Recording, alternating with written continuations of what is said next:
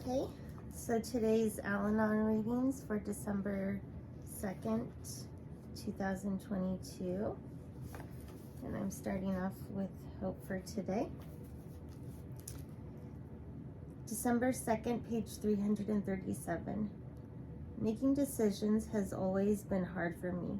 I've tried many of the conventional tools, such as listing the pros and cons of different alternatives and comparing those alternatives with my goals. The customary methods didn't work for me because I was setting goals that others wanted me to achieve. Although their goals might have been right for them, they were not always right for me. It took me a long time to see this character defect of mine, but I finally did. My decisions were based on what others wanted, so I could make them love and accept me. It was a matter of control. This was true while I was growing up with alcoholism too. In my limited, childish mind, I thought if I said and did everything my parents wished, I would finally earn their love and attention. When I first came to Al-anon, I didn't have any idea who I was or what I wanted. My sponsor and other members walked me gently through my fourth step by explaining it in a way for me to get to know myself so I can make healthy choices. They showed me how to see God's will in the planning and execution of every decision. It was suggested that if I were having trouble making a decision, I might want to ask myself if I was really seeking to please myself, my higher power, or another person. Thought for the day.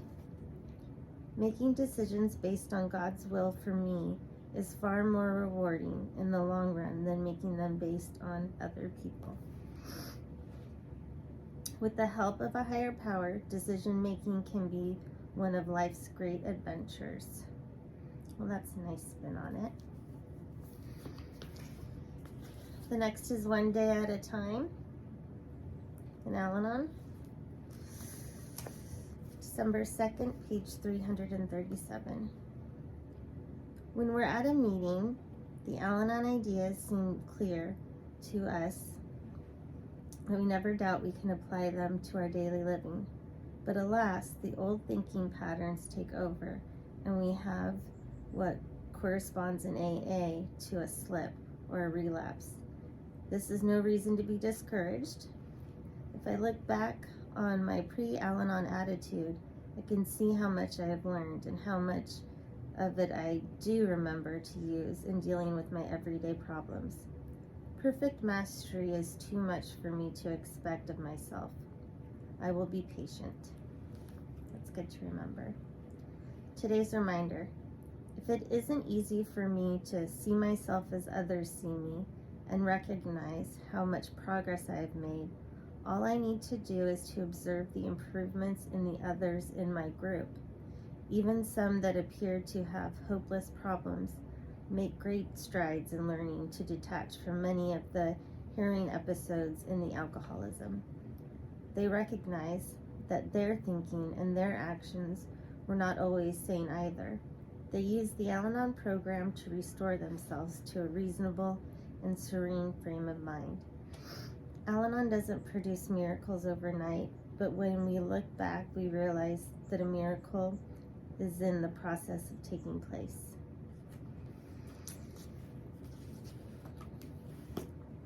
The next one is Courage to Change. December 2nd, page 337. I can easily itemize my loved one's limitations.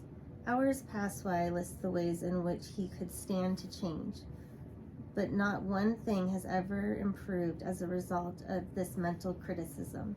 All it does is keep my mind on someone other than me. Instead of admitting my powerlessness over another person's choices and attitudes, I flirt with illusions of power. In the end, I am a little more bitter, more hopeless, and more frustrated, and nothing about my situation or the other person has changed. What would happen if I took my list of criticisms and applied it gently to myself?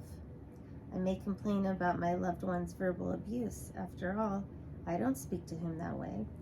But at the level of thought, I am just as abusive. The same attitude exists in both of us. We just manifest it differently. Today's reminder. Al-anon says, let it begin with me.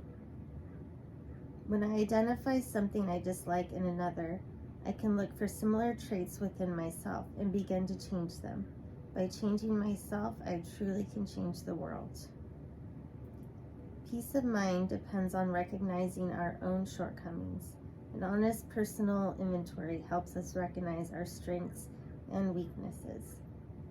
I think it's important to mention strengths as well, and weaknesses. Okay, now I do my Al-anon reading. So Alateen reading. The first is Living Today in Alateen. December 2nd, page 337. My life was a crazy mess until I came to Alateen. My dad would come home drunk and my mom would scream at him for hours. Eventually she started drinking too.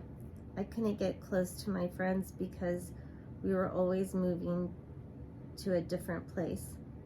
When I was 9, Mom divorced my dad and I hated her for it. My mom started going to AA when I was 12, and I started going to Alateen. Since AA and Alateen, my life has changed completely. It is no longer full of violence and hatred. I'm still learning how to live in serenity, but I have hope for the future, and I feel grateful for today. My future does not have to be a reflection of the past.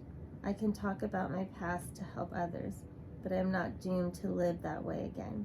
Today I know I have choices. Things to think about. What choice can I make today that will help me feel serene? I just think these are so good for the teens and kids. Alateen, a day at a time. December 2nd, page 337. We have to accept ourselves before we can accept anyone else. How many times have we heard that at meetings? Accepting ourselves is just as hard as accepting another person, sometimes even harder, but it's very important. I used to pick out faults in other people that I found in myself. I get upset at my family or friends or doing something wrong or for being forgetful, but I never stopped to think about the times that I'd been wrong or that I'd forgotten something. Alateen helps me to accept that I'm human. I can't handle everything. I make plenty of mistakes.